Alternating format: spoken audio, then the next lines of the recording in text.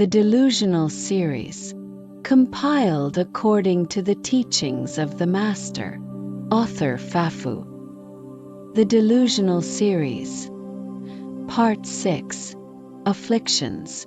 To truly understand the harmful nature of afflictions and attachments, how they harm oneself and cause suffering, only then can one truly be willing to let go of them. Therefore, it is essential to precisely understand each delusion, how they are constructed and how rapidly they arise. Combined with the afflictions of greed, hatred, delusion, pride, and doubt, and then they begin to operate. Delusions are formed by combining all experiences with these afflictions. These afflictions are known as attachments or consciousness. They are extremely subtle and often imperceptible to the ordinary mind. For example, how afflictions manipulate mental images, how they are pieced together, and how one perceives when doubt arises, and how one perceives when greed arises. They are instantly combined.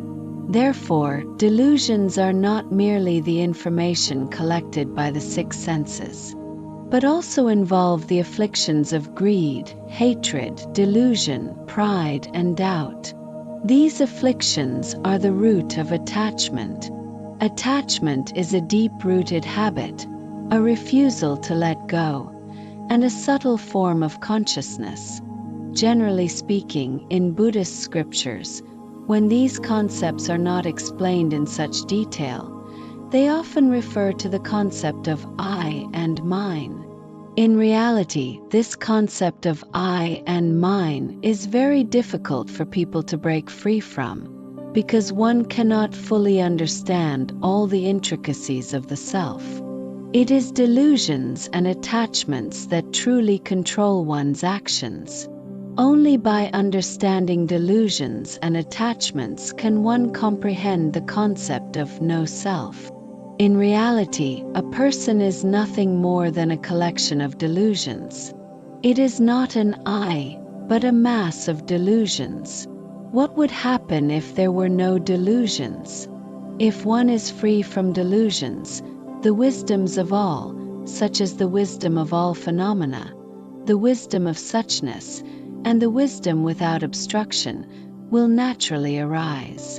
Natural wisdom is the ability to understand things intuitively without formal learning, but it can be hindered by these three obstacles. Even with innate wisdom, one may still be obstructed if they are affected by these obstacles. Unimpeded wisdom, on the other hand, is completely free from these hindrances. Therefore, while innate wisdom provides a foundation, it is the absence of these obstacles that allows for true understanding. To fully comprehend every affliction, one must delve into the most minute details. However, the more minutely one examines, the more fear arises.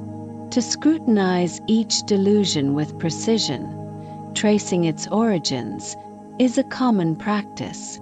Yet, one must be cautious not to exert excessive effort, for such exertion can cause the delusion to dissipate.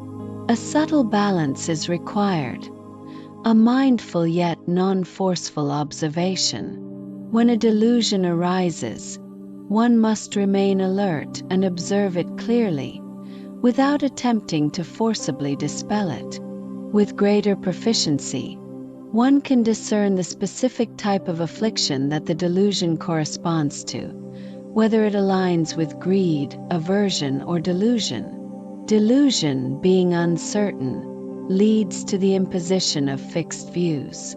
Regardless of the truth or falsity of a matter, one's perception becomes absolute. This arbitrary attribution of qualities based on uncertainty is delusion. Therefore, one should devote time to observing these afflictions. The more one observes, the clearer it becomes that each affliction follows a predictable pattern. one can anticipate the eventual outcome of each thought and action. As this scrutiny becomes increasingly refined, a natural fear arises. The realization of the destructive nature of delusions can lead to disillusionment. After years of experiencing the negative consequences, one may become weary and lose interest. Those who possess greater insight may cease pursuing these delusions after a shorter period.